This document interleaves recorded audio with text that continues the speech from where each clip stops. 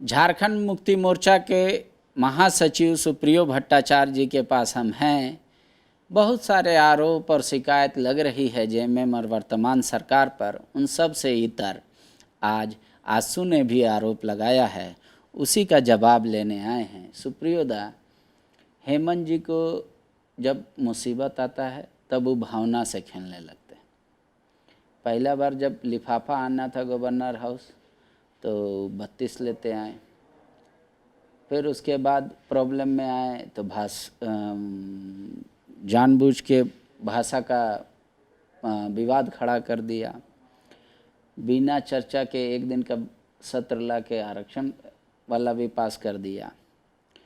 इस बार जब मुसीबत में आए हैं तो प्रधानमंत्री को सरना धर्मकोट का चिट्ठी लिख दिया। बोले ऐसे बार बार मुसीबत में आने का इंतज़ार क्यों कर रहे हैं? तभी इनको भावना समझ में आ रही है लोगों की, ऐसे तो आती नहीं। देखिए, राजनीति में दो तरह के लोग होते हैं, एक कुछ चतुर होते हैं और एक धूर्त होते हैं।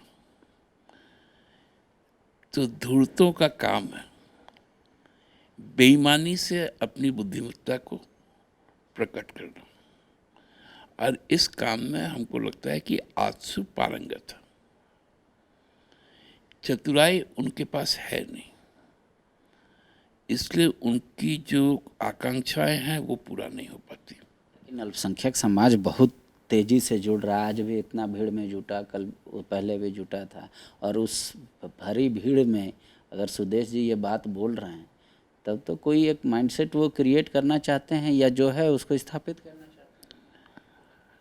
पांडे जी, हम आपको याद दिलाना चाहते हैं, सुदेश जी एक बार लोकसभा का चुनाव लड़ रहे थे रांची संसदीय क्षेत्र से।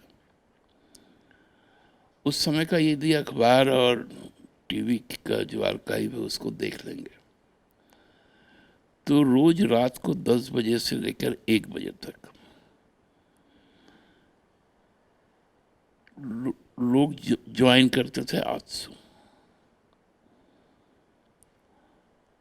और ये रांची विधानसभा और हटिया विधानसभा के लोग होते थे, क्योंकि शहर के लोग होते थे।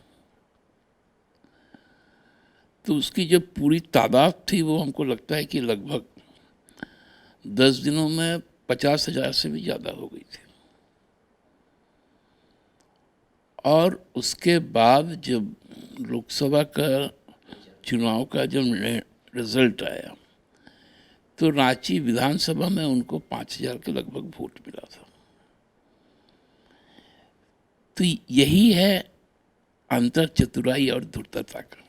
लेकिन दादा, राजनीति में भले ही कोई सफल हो जाए, कोई असफल रह जाए, लेकिन सब चीज़ का पैरामीटर आप कैसे बोल सकते हैं कि हम जीत रहे हैं तो हम सब सही हैं, कोई हार रहा है तो हमेशा गलत होगा? ऐसा भी तो नहीं हो सकता।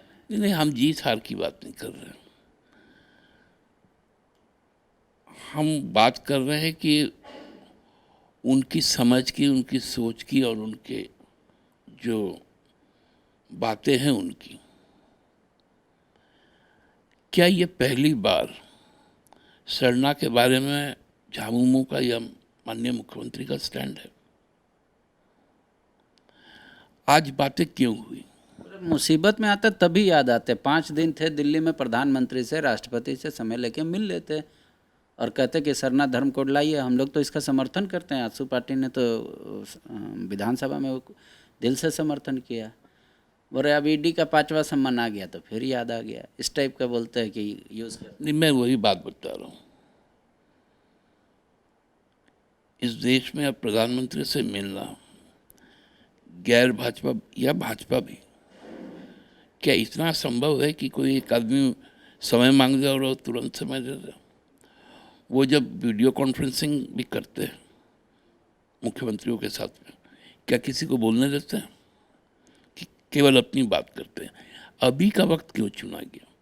क्योंकि जब महिला आरक्षण बिल आया, उस बिल में एक बात कही गई कि पहले जनगणना होगा, तब परिसीमन होगा, तब जाके आरक्षण लागू होगा। तो जनगणना की बात जब आई, ये कितनी पुरानी बात है, 2-4 दिन पहले, उसके बाद मुख्यमंत्री ने जो जनगणना है उस पर सरना धर्म कोड को शामिल करने की मांग की। तो इसमें बुरा वक्त और सही वक्त का क्या है? ये तो धूर्तता है ना कि आप इस बात को उसके साथ जोड़ रहे हैं। मैं सुदेश जी को निमंत्रण देना चाहता हूं कि जो गैर भाजपा जो शासित राज्य है वो ये सहमति दिलवा दे प्रधानमंत्री से कि वो मुख्यमंत्री जब कभी मिलना चाहे तो 1 घंटे के शॉर्ट नोटिस पर वो प्रधानमंत्री से मिल रहे, उनके तो सहयोगी दल है।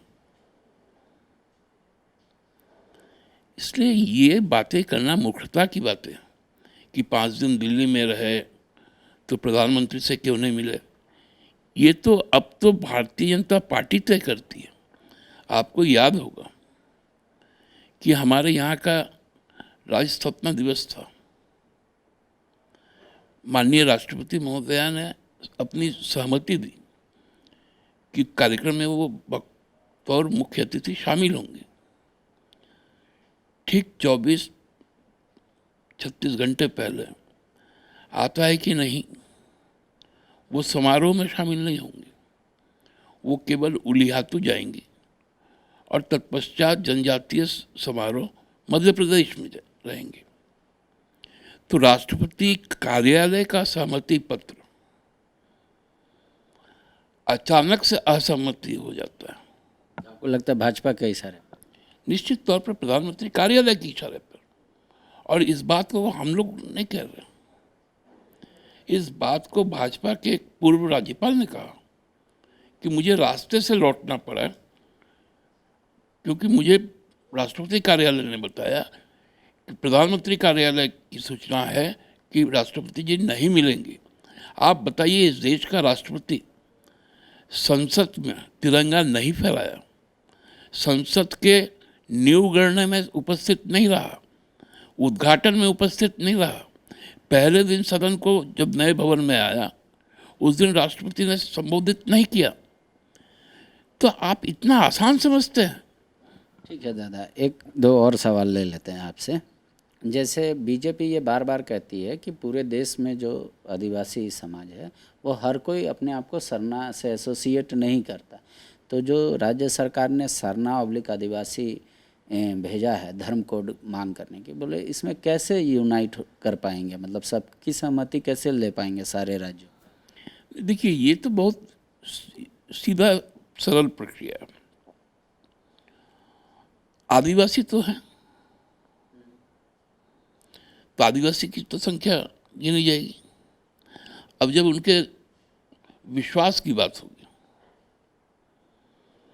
तो बहुत सारे लोग क्रिश्चियन भी हैं, बौद्ध भी हैं, सरना भी है। तो जब वो अपना धर्म के कॉलम में उसको लिखेंगे तो फिर जब जो धार्मिक जनगणना का जो पार्ट होता है कि कितनी फीसदी आबादी किनकी है, नहीं तो कैसे ये लोग कोई कह सकते हैं कि 80-20। उत्तर प्रदेश का जो नारा चला था 80-20, मतलब 80% हिंदू और 20% मुसलमान, ये नारा आखिर आया कहाँ से था? तो 80-20 आप कहते हैं तो फिर 80-20 में 20 के अंदर में भी जो है उसको भी तो बोलना पड़ेगा। आप प्रधानमंत्री को चिट्ठी लिखे, रघुवर जी आपको चिट्ठी लिखे हैं कि भैया जो परंपरागत तौर पे पूर्ण रूप से आदिवासी का कल्चर नहीं मनाता उसको सर्टिफिकेट इशू मत कीजिए जाति प्रमाण पत्र में एसटी का। वो भी याद दिला रहे हैं कि हमारे समय में हमने धर्म का एक कॉलम जोड़ा था जाति प्रमाण पत्र में, उसको आपने हटा दिया। तो वो किस ओर इशारा कर रहे हैं? आपको तो समझ में उनका रिक्वेस्ट स्वीकार है आप लोग? मैं कहता हूँ ना कि इन लोगों का बांटने का जो राजनीति है ये देश को सही दिशा में नहीं ले जा रहा। आपने हाल में जो कर्नाटका में देखा कि एक संगठन को एक आराध्य के साथ जोड़ दिया गया। अब शिवसेना नाम है,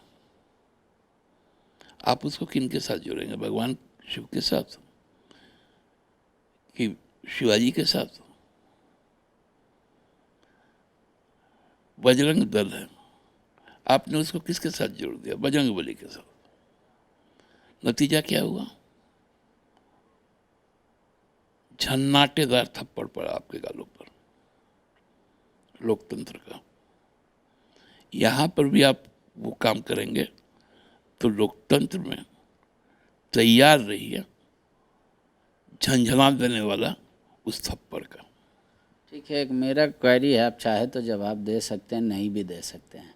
मुख्यमंत्री जो प्रधानमंत्री को चिट्ठी लिखे उसमें कहे कि भाई धर्म कोड नहीं होने के चलते आदिवासी का जनसंख्या यहाँ घट रहा है, एक तरीके से 26% हो गया, अभी आरक्षण वो बढ़ा के 28% कर रहे थे, तो फिर ये एक विवाद का विषय होगा। चिट्ठी लिखने में इसका लगता है ध्यान नहीं दिया गया है क्या?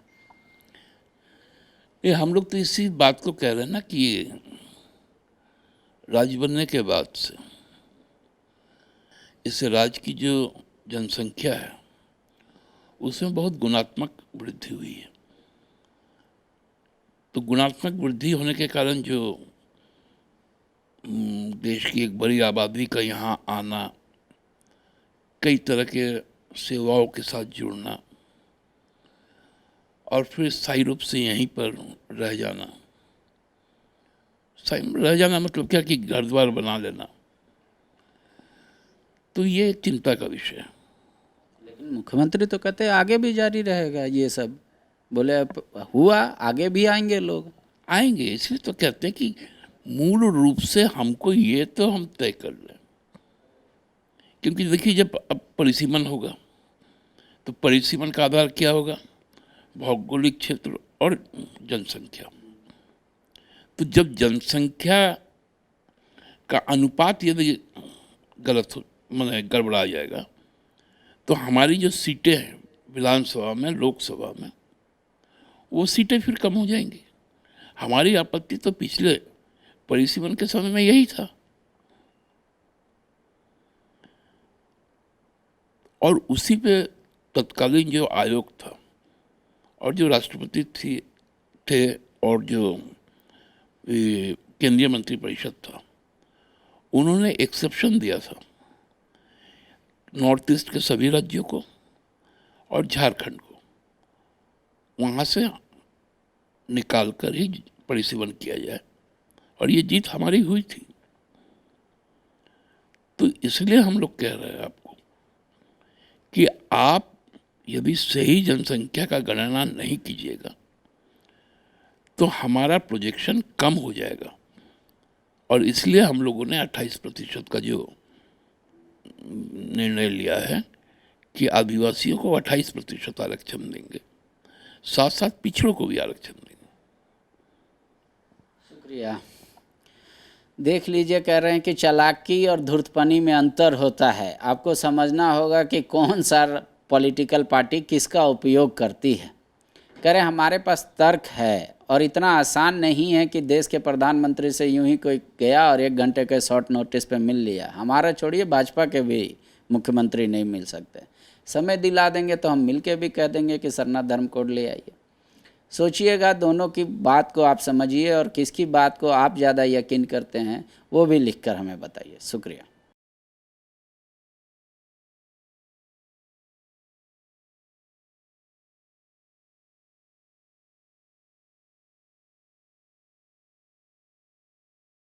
thefollowup.in. Like, share, and subscribe. www.thefollowup.in